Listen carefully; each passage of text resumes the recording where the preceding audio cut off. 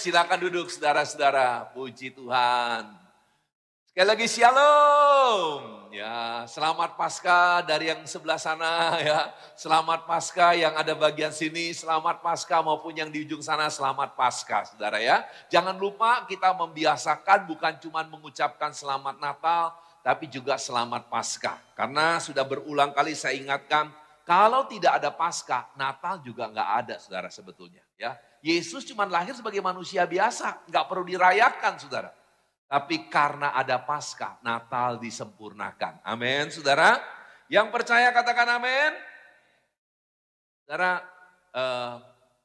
sebagian saudara tahu kalau Paskah itu sedikit punya sentuhan buat saya. Bahkan saya boleh katakan sentuhannya agak emosional saudara. Karena apa? Karena 46 tahun yang lalu di peristiwa Paskah lah saya menerima baptisan ya. I have received Jesus I my Lord and Savior ya. 46 tahun lalu di Paskah saudara. Entah kenapa Tuhan ingatkan lagi saudara, siapkan khotbah ini. Bahkan Tuhan mengajukan buat saya pertanyaan yang cukup serius saudara. Bagaimana pengalamanmu di Paskah 2024 ini? Dan ini juga Tuhan mau tanyakan kepada saudara. Bahkan Tuhan tambahkan pertanyaan ini. Saudara. Apakah engkau yakin ada Paskah berikutnya buat hidup? Ini kalau orang gak hati-hati saudara. Wah Pak John kayak umumkan kematiannya. Tapi kata Tuhan mati adalah keuntungan. Kalau memang Tuhan mau panggil kita, ya kita harus syukuri saudara. Itu juga keuntungan buat kita. Yang mengerti katakan amin saudara. Saya mau ingatkan saudara. Kalau saudara takut dengan kematian, saudara mesti cek iman saudara. Kalau kita beriman kepada Yesus ketika kematian tiba pun kita tahu itu adalah keuntungan. Yang mengerti katakan amin saudara. Tapi saudara memang benar ini pertanyaan. Karena Tuhan lanjutkan terus pertanyaannya ya kepada saya. Jadi saya disuruh refleksi dulu sebelum khotbah ini saudara ya. Apakah pengalaman Paskah nyata dalam kehidupanmu?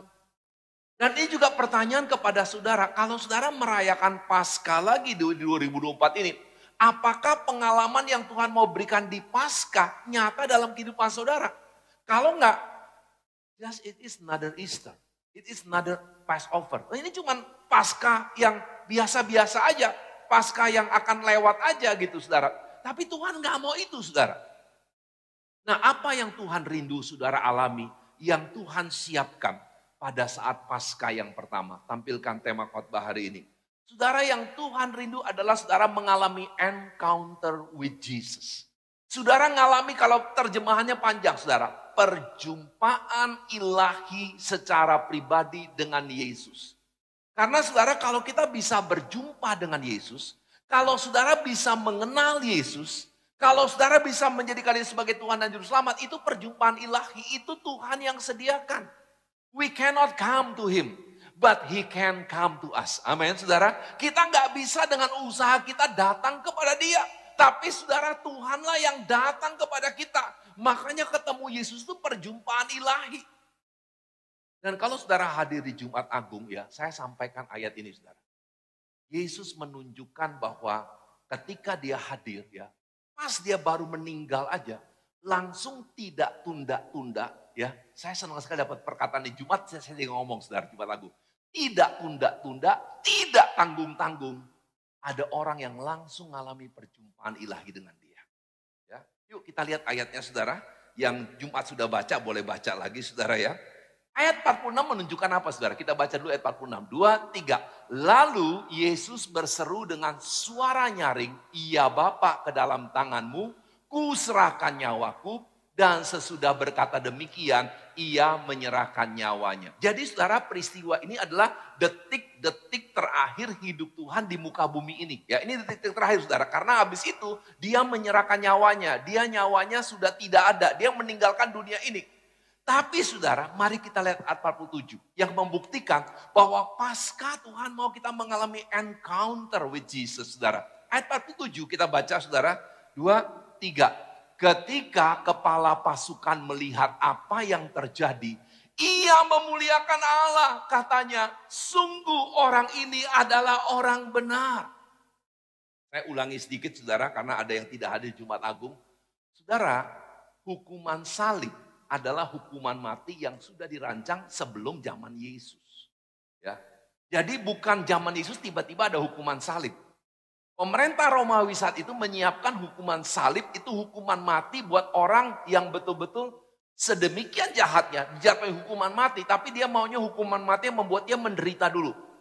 Salib ini membuat orang menderita luar biasa sebelum dia meninggal dunia, saudara. Dan saudara, karena hukuman salib ini dirancang, maka ada pasukan khusus, ada Kopassus yang khusus melaksanakan hukuman mati ini. Jadi nggak sembarang pasukan, saudara. Dan tentu ada komandannya. Nah, ayat 47 ini sebetulnya, saudara, katanya, kepala pasukan itu ngelihat ke Yesus karena gini, dia nggak bisa bilang tugasnya selesai dan pasukannya selesai sampai dia pastikan orang yang dihukum mati ini benar-benar mati. Jadi tujuan pertama dia nengok ke salib, dia pengen pastikan Yesus mati nggak ya.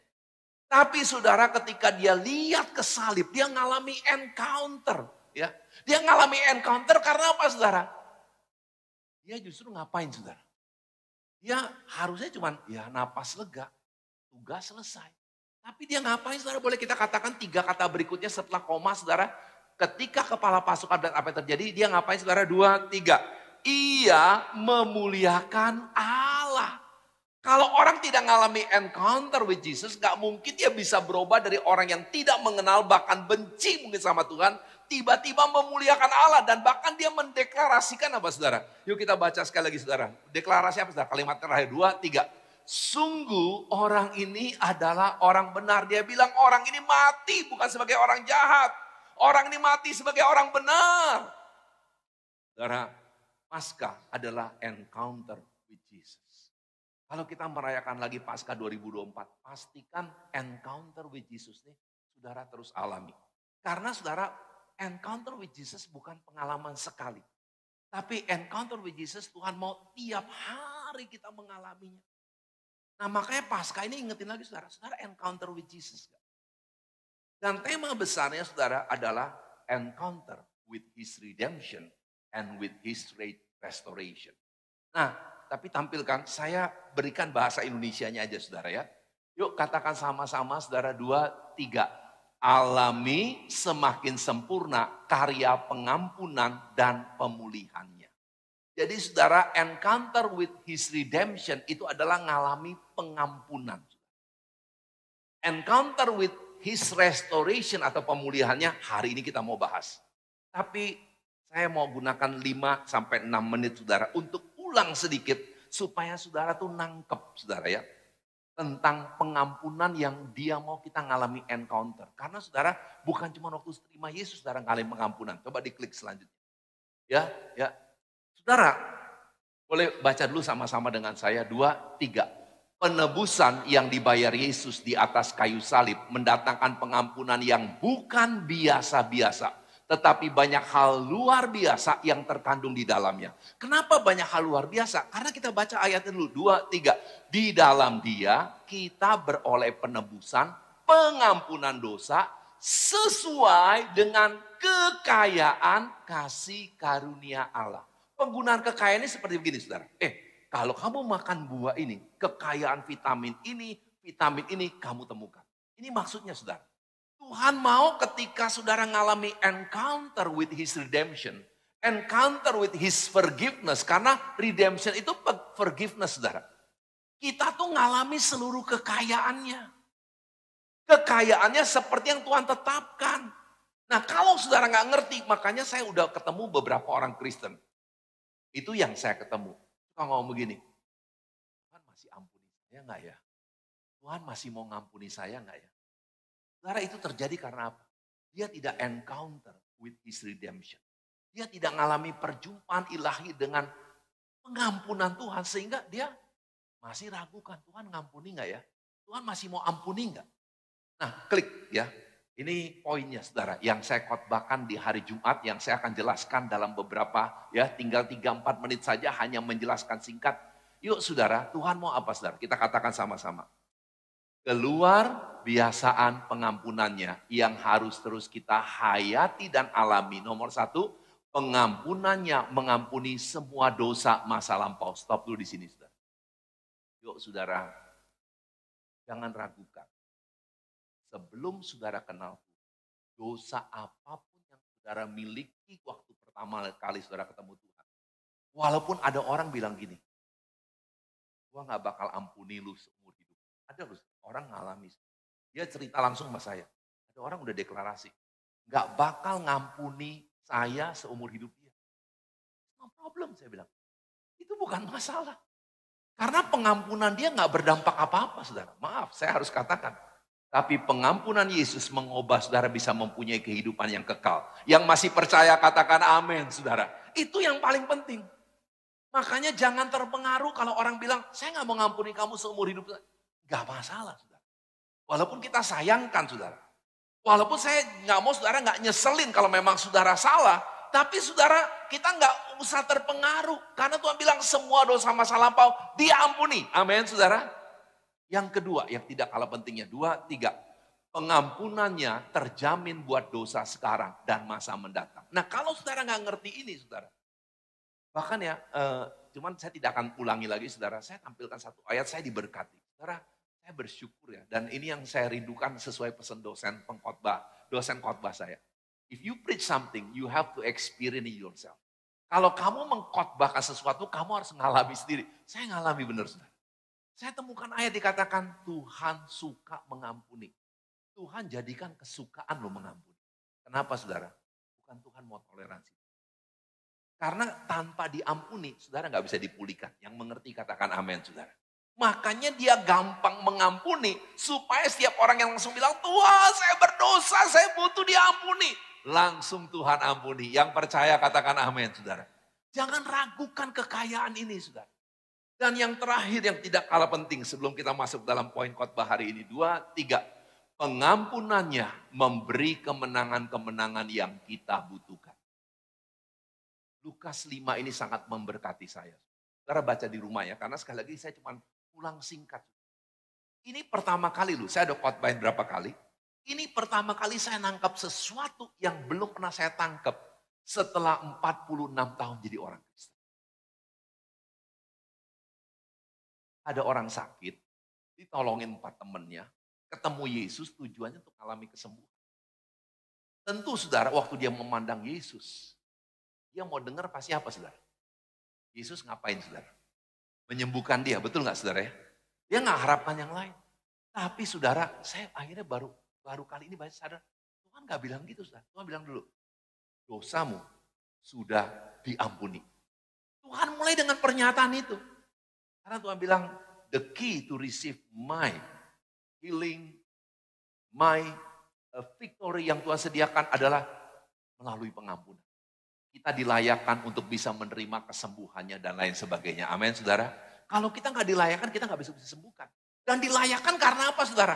Karena pengampunan. Jadi, saudara, yuk. Kalau saudara mungkin bilang, I have done a lot of things wrong. Saya udah lakukan terlalu banyak hal yang salah. Can I still be forgiven? Yes. Apakah saya masih dapat bisa diampuni? Iya. Karena Tuhan mau, Tuhan jamin pengampunan yang dia sediakan. Yang percaya tolong katakan amin.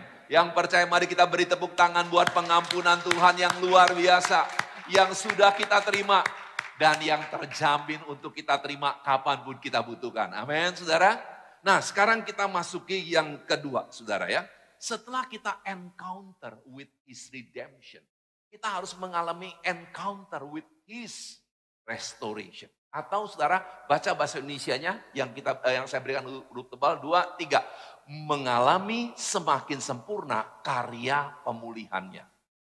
Nah yuk kita baca sebelum saya jelaskan lebih banyak saudara.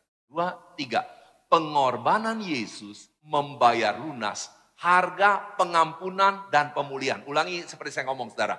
Pengampunan dan pemulihan. Sekali lagi 2, 3. Pengampunan dan pemulihan yang kita butuhkan. Ini nggak bisa dipisah saudara. Tuhan bayar lunas karena saudara butuh dua-duanya. Kita butuh pengampunan, kita butuh pemulihan. Ini dua hal yang tak terpisah saudara. Jelasnya gini saudara, yang pertama di pengampunan kita menerima apa saudara ya? Yang pertama kita baca dari kata berubah. 2, 3. Berubah dari orang yang berdosa menjadi orang yang dibenarkan. Jadi saudara nggak boleh ragu lagi, saya sudah dibenarkan. Saudara sudah dibenarkan sama Tuhan. Makanya kenapa kita punya keyakinan hidup yang kekal? Karena Tuhan udah benerin kita. Kalau Tuhan tidak membenarkan kita, sorga itu cuma mimpi. Tapi kembali ke rumah Bapa di sorga menjadi sebuah keyakinan karena kita dibenarkan. Yang yakin katakan amin. Tapi Tuhan gak mau stop di sana. Karya Tuhan tuh dua sisi mata uang yang nempel jadi satu. Yaitu yang kedua apa saudara? Kita bukan cuma dibenarkan. Nah ini yang kita suka lupa saudara. 2, 3. Tinggal menjadi orang benar dengan terus-menerus diobakan semakin serupa dengannya. Kita harus mau tinggal sebagai orang benar. Setelah dibenarkan, saya mau tinggal sebagai orang benar. Makanya encounter with his redemption, encounter with his restoration. Tuhan tebus ampuni dan kita terus-menerus ngalami pemulihan. Kenapa pemulihan atau restorasi? Tolong diklik. Ya, selanjutnya. Ya, lewatin aja ayatnya sudah jelas saudara ya, menyingkatkan waktu. Sebetulnya saudara, yuk kita baca dulu baru saya jelaskan. 2, 3. Menjadi semakin serupa Kristus adalah pengembalian kepada rencana awal Tuhan menciptakan kita, yaitu memiliki keserupaan dengannya. Baca ayatnya, waktu Tuhan ciptain manusia, Tuhan gak pernah bilang gini. Makanya tolong jangan ngomong begini. Kalau saudara ngomong begini ya, saudara tuh menghina Tuhan. Dia memang diciptakan jadi penjahat. Karena kita lihat, hidupnya jahat benar. Tuhan ciptakan itu enggak, Tuhan gak pernah ciptakan jadi penjahat, saudara. Karena Tuhan bilang apa waktu dia menciptakan manusia? 2, 3. Berfirmanlah Allah, baiklah kita menjadikan manusia menurut gambar dan rupa kita.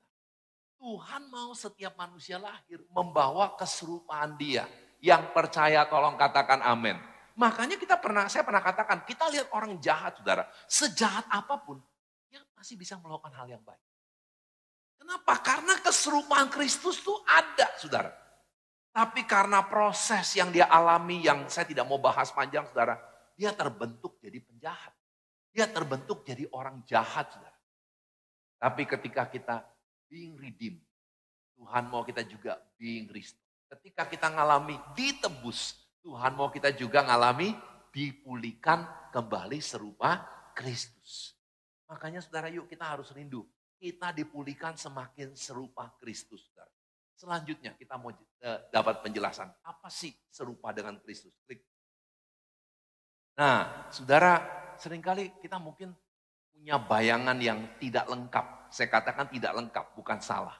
Serupa Kristus itu bagaimana Pak John? Akhirnya kita cuma bayangkan, oh iya udah karakternya semakin serupa Kristus. Sebetulnya lengkapnya tuh di Efesus 4 ayat 15 ini. Saudara.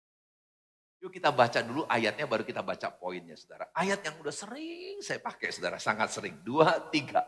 Tetapi dengan teguh berpegang kepada kebenaran, di dalam kasih kita bertumbuh di dalam segala hal ke arah Dia, Kristus yang adalah kepala.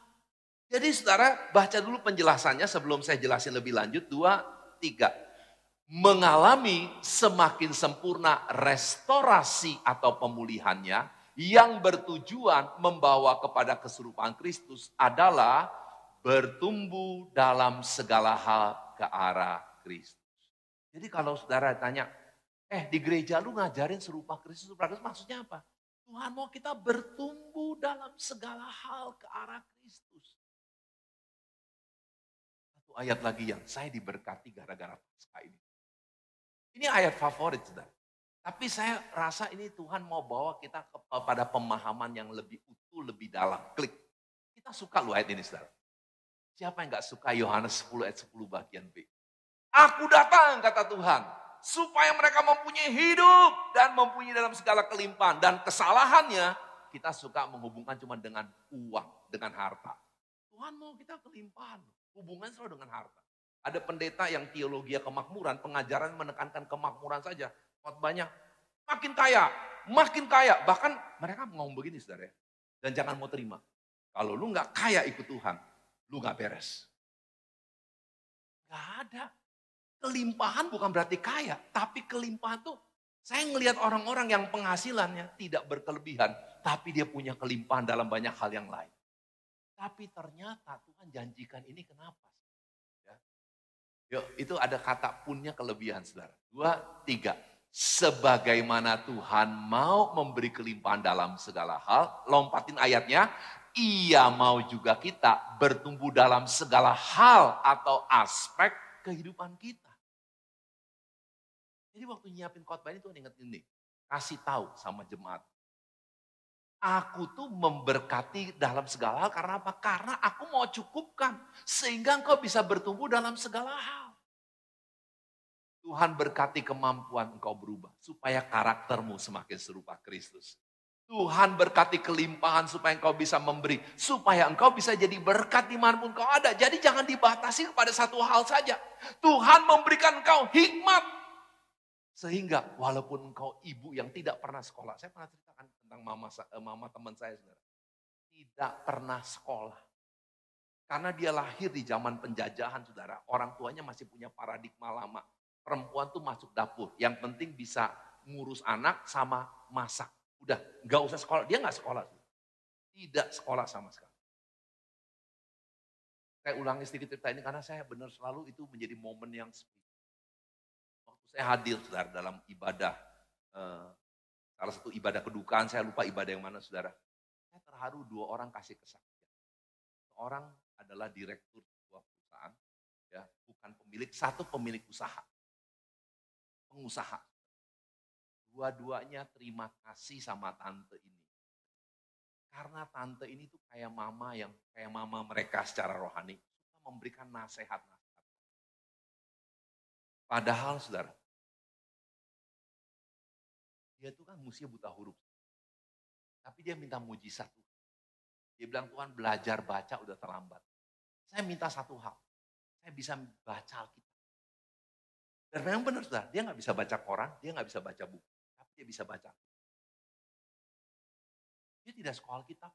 Tapi pengusaha, direktur yang berpendidikan S1 di zaman tersebut, S1 itu luar biasa saudara. Ini kejadian sudah hampir 35 tahun yang lampau.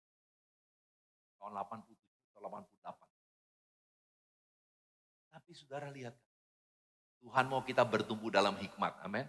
Kalaupun saudara tidak punya kesempatan sekolah tinggi, tapi hikmat Tuhan membuat engkau mempunyai orang yang mempunyai pemikiran-pemikiran yang brilian. Yang percaya katakan amin saudara.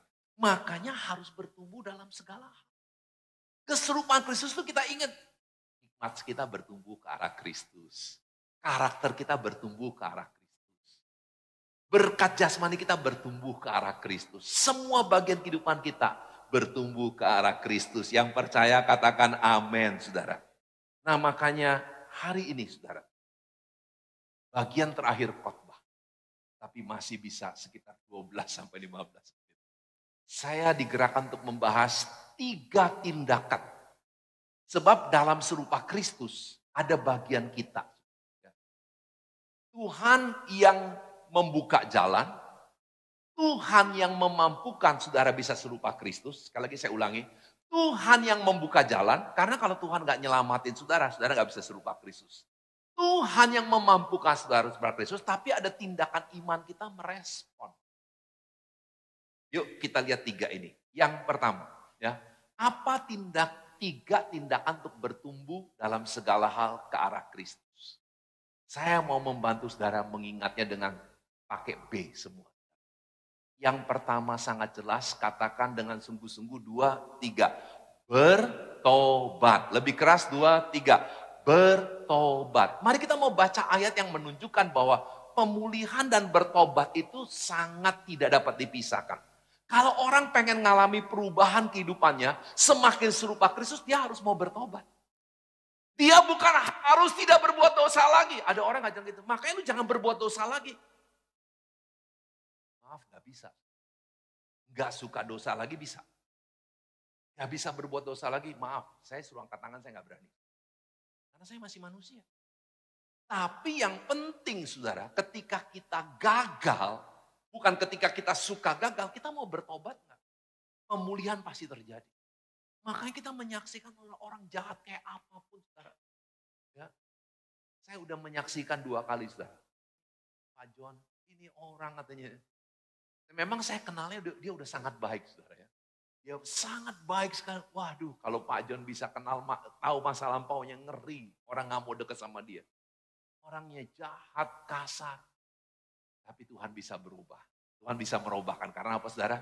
Dia mau bertobat. Yuk kita baca ayatnya, tolong tampilkan lagi. Jelas ya ayatnya saudara. Jadi kalau, belum, balik tadi masih.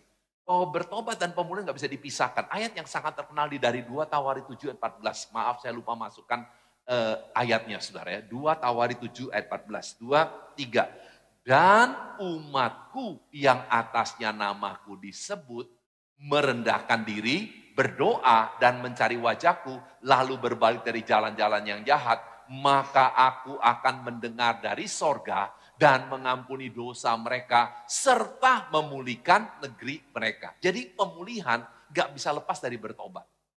Nah bertobatnya lengkap di sini, merendahkan diri, dia cari Tuhan. Dia doa sama Tuhan, dia cari wajah Tuhan, dia bilang, saya mau berbalik dari jalan-jalan saya yang jahat. Saya mau mengingatkan. Nah ini ayat berikutnya. Saudara, makanya saya bilang nih khotbah Paskah ini spesial. Karena saudara banyak ayat-ayat saya mendapatkan pewahyuan baru. Klik. Ya, peringatan mengenai pertobatan. Ya. Saudara peringatan mengenai pertobatan. Ada orang yang jadi nggak gampang bertobat karena dia lupa diri. Dia sombong. Dia pikir, saya udah lakukan, udah ngalam banyak mujizat. Berarti kan Tuhan sayang sama saya. Ya, Tuhan sayang sama saudara. Tapi Tuhan sayang sama saudara supaya mujizat itu membuat saudara semakin berubah. Yuk, baca dulu saudara sebelum kita baca ayatnya. Ya, peringatannya apa saudara? Mulai kata walau. 2, 3. Walau sudah alami mujizat Tuhan, tetapi kita masih bisa menjadi orang yang slow respond atau lambat meresponi dalam bertobat. Baca ayatnya sekarang. 2, 3. Lalu Yesus mulai mengecam kota-kota yang tidak bertobat, sekalipun di situ ia paling banyak melakukan mujizat. Gua tuh udah bener, gua tuh udah baik, makanya banyak mujizat Tuhan. No, mujizat Tuhan itu menunjukkan kemurahan Tuhan supaya saudara lebih sungguh bertobat. Amin. Kita bukan lebih baik. Tuhan mau kita semakin lebih baik, ya. Tapi kita tetap bisa slow respond. Karena apa? Saudara kita berpikir, wah gua udah layak. Enggak. Kita sudah dilayakkan.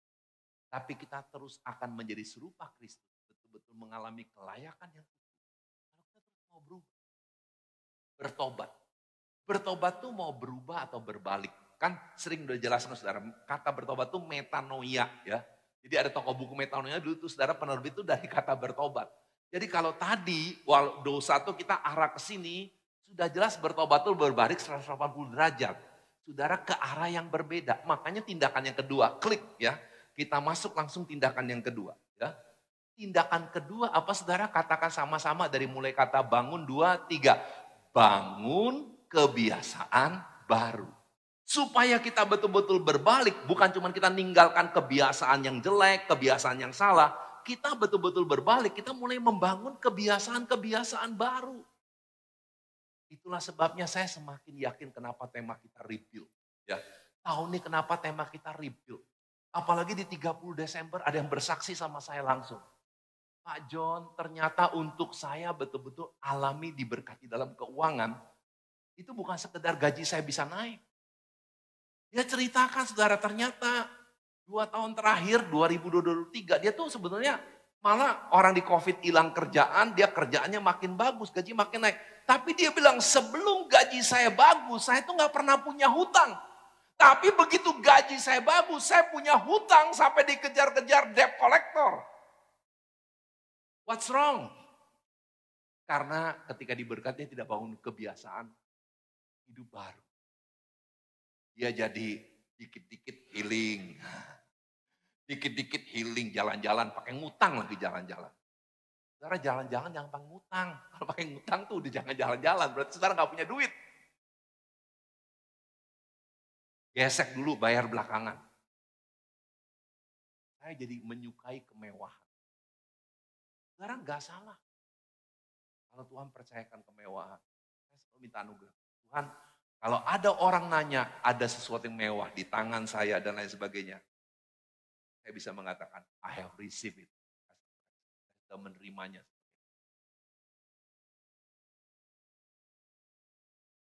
Karena kadang-kadang kita terjebak. Makanya rebuild.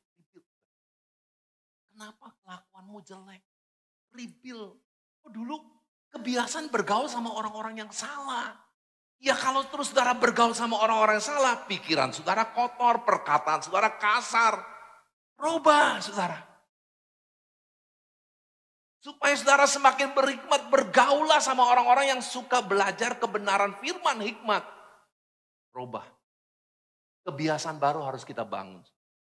Jadi kalau kita pengen semakin serupa Kristus, gak cuma bertobat, gak cuma mau mengaku benar ya saya selama ini salah.